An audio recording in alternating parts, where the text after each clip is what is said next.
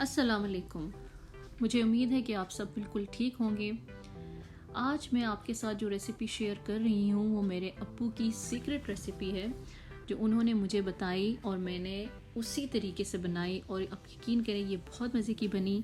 आप ज़रूर ट्राई करें, मगर वीडियो देखने से पहले मेरा चैनल सब्सक्राइब करना ना भूलें। तो चलिए स्टार्ट करते हैं। आज की रेसिपी है स्पेशल खीर। इसके लिए हमें चाहिए शुगर, अपने टेस्ट के हिसाब से डालें। बासमती राइस चाहिए हमें 4 टेबल स्पून। राइस को हमने ग्राइंडर में ग्राइंड कर लेना है। इसका आपने बिल्कुल पाउडर भी नहीं बनाना और बहुत मोटे मोटे राइस भी नहीं रखने। 2-3 मिनट आप इसको ग्राइंड करें तो इस तरह आपके ये राइस होंगे। थोड़ा सा पाउडर, थोड़े से राइस आपको इसमें नज़र आएंगे। और हमें इसके लिए चाहिए क्रीम। आप व्हिपिंग क्रीम भी इस्तेमाल कर सकते हैं और फ्रेश क्रीम भी। 3 इलायचियाँ लेनी हैं और कुछ आलमंड्स गार्निशिंग के लिए। तो चलिए स्टार्ट करते हैं। सबसे पहले आप एक पतीली में दूध डालें। मैंने 1.5 लीटर दूध लिया है, आप 2 लीटर भी ले सकते हैं। दूध डालने के बाद हमने थोड़ा इसको गर्म करके इसमें इलायचियाँ डाल देनी हैं।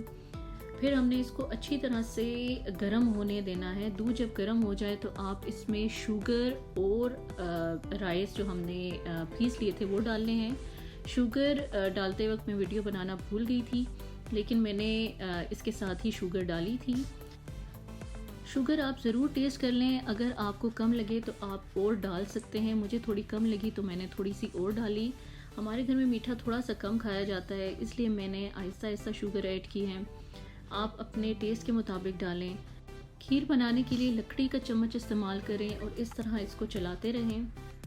इससे दूध भी उबल के ऊपर नहीं आएगा और चावल भी नीचे पैंदे से नहीं लगेंगे। हल्की आंच पर पकाते रहें। खीर पकाने में थोड़ा सा टाइम लगता है। अब हमने इसमें ऐड करनी है क्रीम। ये मैं तकरीबन 1 कप व्हिपिंग क्रीम ले रही हूँ। आप फ्रेश क्रीम या कोई भी क्रीम आप ले सकते हैं जो आपके पास अवेलेबल हो।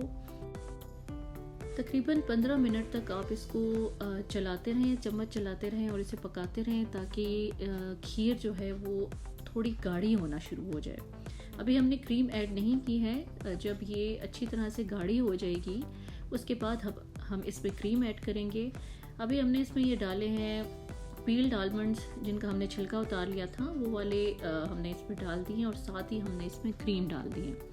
अब हम इसको मज़ीद हल्की आंच पर तकरीबन आधा घंटे तक पकाते रहेंगे और इसी तरह हम इसको चलाते रहेंगे, चम्मच इसका चलाते रहेंगे।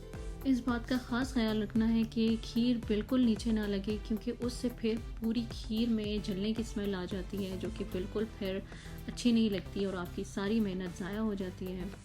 आप देख सकते हैं खीर गाढ़ा होना शुरू हो गई है। इसका मतलब है ये तकरीबन तैयार है।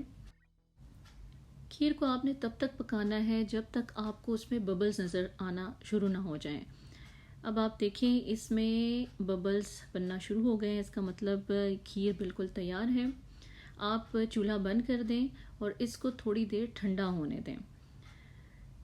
ये देखिए इससे ज़्यादा आपने गाढ़ी नहीं करनी, इसको इसी तरह रखना है। जब ये ठंडी होगी तो ये मज़ीद गाढ़ी हो जाएगी, इसलिए आपने इसको पकाते वक्त बहुत ज़्यादा गाढ़ा नहीं करना। खीर बिल्कुल तैयार है। हमने चूल्हे से इसको हटा लिया है, लेकिन ये अभी भी गर्म है। 5 से 10 मिनट आप इसको इसी तरह ठंडा कर लें पैन में ही। उसके बाद आप इसको डिश आउट करें। ये देखें खीर बिल्कुल तैयार है। ये बहुत मज़े की है, इसको ज़रूर ट्राई करें। इसको आप गरम गरम डिश आउट ना करें, इससे आपका ग्लास की जो डिश है वो टूट सकती है या उसमें क्रैक भी पड़ सकता है। आप इसको थोड़ा सा ठंडा करें, उसके बाद आप इसको डालें और फिर गरम गरम फ्रिज में भी नहीं रखनी। इसको आपने डिश आउट करने के बाद रूम टेम्परेचर पे लाना है। उसके बाद आपने इसको फ्रिज में रखना है। फ्रिज में तकरीबन 2-3 घंटे में ये बहुत अच्छी सी ठंडी हो जाएगी और मज़ीद इस तरह गाढ़ी हो जाएगी। प्लीज़ मेरी वीडियो को लाइक करें और सब्सक्राइब करना ना भूलें। मेरी इस रेसिपी को ज़रूर ट्राई करें और मुझे फ़ीडबैक देना मत भूलें। अपना बहुत ख्याल रखिएगा। अल्लाह हाफ़िज़।